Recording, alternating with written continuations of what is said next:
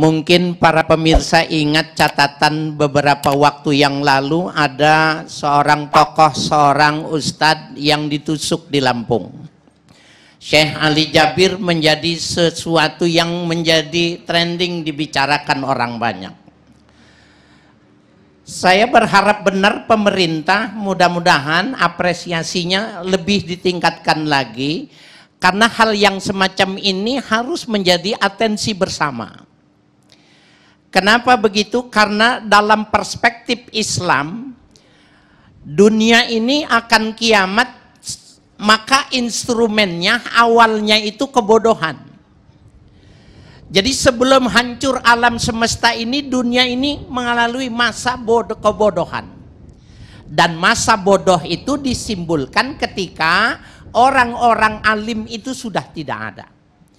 Di dalam sebuah hadis disebutkan bahwa Allah Subhanahu wa Ta'ala ketika mencabut ilmu itu bukan dicabut dari dada manusia, orang yang berilmu, bukan orang yang pandai kemudian menjadi bodoh, walakin ya akan tetapi biqabdil ulama, ya yakbidul ilma biqabdil ulama.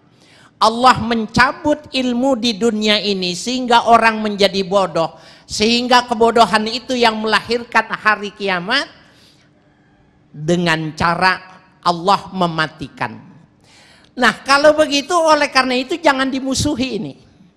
Ulama-ulama ini adalah sosok yang mesti dipelihara.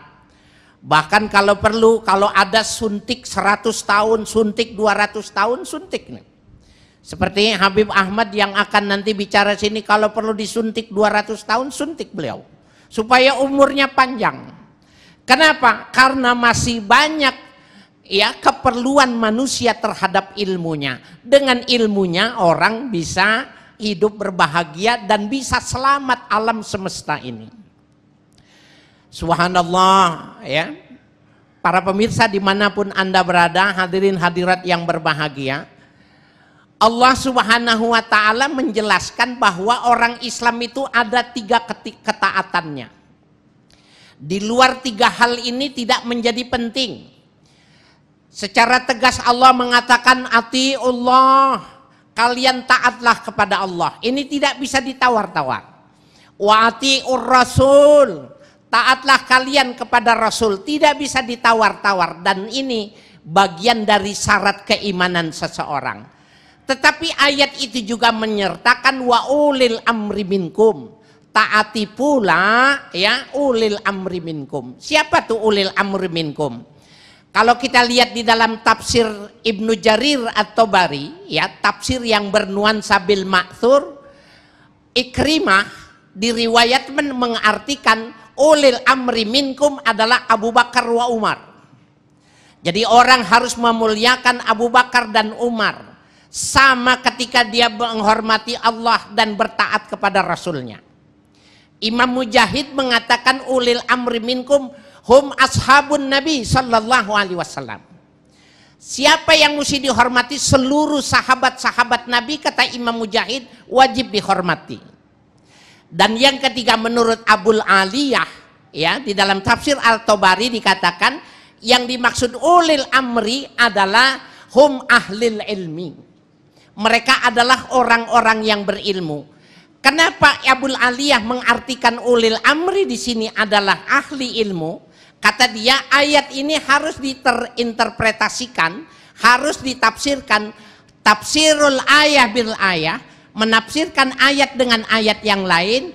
Ada ayat yang menjelaskan lau rudduhu ilar rasuli wa ulil amri minhum la'alimahul ladzina yastambitunahu minhum. Ayat ini jelas.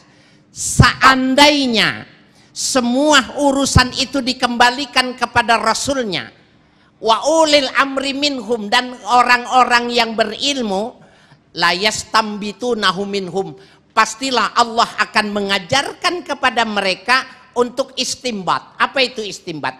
Istimbat itu menggali hukum.